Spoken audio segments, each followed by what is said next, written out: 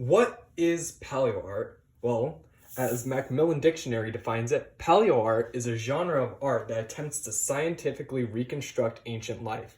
And these reconstructions, as we will see in this video, tend to range in terms of accuracy. And even now, we don't know if we're entirely accurate, but as this genre of art evolved, we can see an evolution in scientists' understandings of paleontology as a whole and of how the Earth's past looked in general.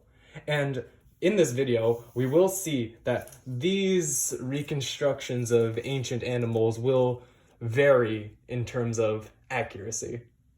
Paleoart doesn't really become a thing until the 19th century. However, before that, there were reconstructions and attempts to reconstruct ancient life, which could be considered paleoart. Take, for example, the Cloggenfert Lindworm dragon, which itself was a statue modeled off of the skull of a woolly rhinoceros. And seeing that these two animals are very different in appearance, we can say that these reconstructions were not very accurate, to say the least. However, during the 19th century, we got our first attempts to reconstruct dinosaurs, coming in the form of Megalosaur, among other Crystal Palace dinosaur statue reconstructions, all commissioned by one Benjamin Waterhouse Hawkins. Now, Benjamin Hawkins wanted his fossil collection to be reconstructed so that he could have like these big flex dinosaur statues roaming the outside of his mansion.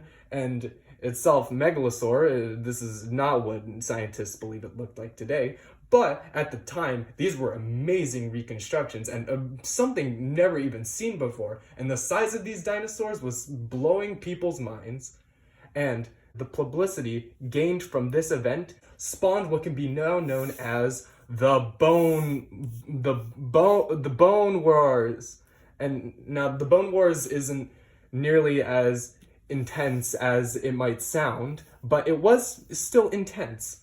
It was a rivalry between Othniel Charles Marsh and Edward Drinker Cope, two paleontologists who today don't really have the cleanest backgrounds. This frantic period was a new era for paleontology, in which these two individuals were in a bitter rivalry in which they tried to one-up the other in trying to find as many fossils as they could. And this led to underhanded dealings and even some straight up felonies, with each one trying to dynamite their own dig sites so that their opponent could not reach any of their missed paleontological finds.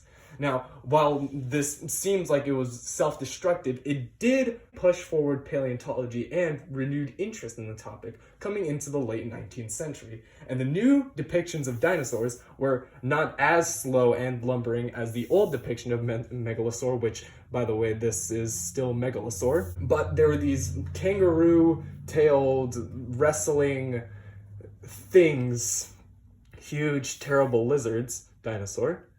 It was a step in the right direction, however, there is still quite a ways to go from the 19th century. Coming into the late 19th century, the early 20th century, we have the classic period, also what I like to call the Jurassic Park period of paleontology and paleoart, where we get our classic depictions of big, scaly, scary, monster-like lizards, cold-blooded and endless hunters with these huge, monstrous proportions, all ushered in by one Charles R. Knight, also credited with modern depictions of the saber-toothed tiger. Charles R. Knight, among other artists, ushered in this, what I like to call, more marketable scheme of dinosaurs, with most famous depictions from this time coming in the form of Tyrannosaurus Rex and the Velociraptor. However, still in this period, one question boiled: how did we get from fish to human? And this question came with a recent discovery, or relatively recent in the history of, well, paleontology, Tiktaalik. In the dinosaur renaissance, of course, incorporating more than just dinosaurs, such as the first tetrapod, which is the ancestor, or what can be considered the ancestor to every four-legged animal, including snakes. However, not all was truly understood, and as we will see, even though the depictions of, once again, Megalosaur did evolve during this time once again, it's still not entirely accurate.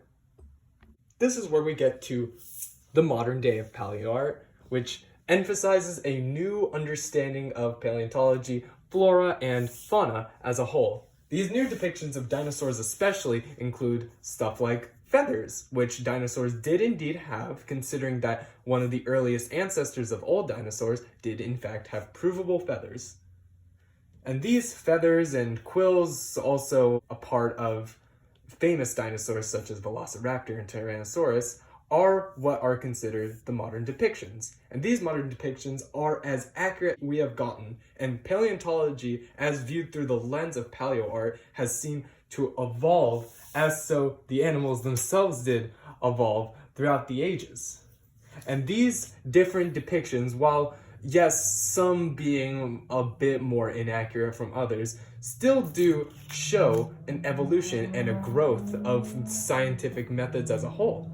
And now we have an even greater understanding of our past and even our future than we have before. All thanks to, well, paleontology, but as can be viewed through paleoart.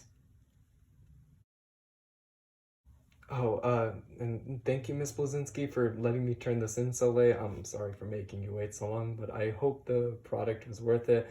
Whether it was, whether it wasn't, this is what you get. Sky, goodbye.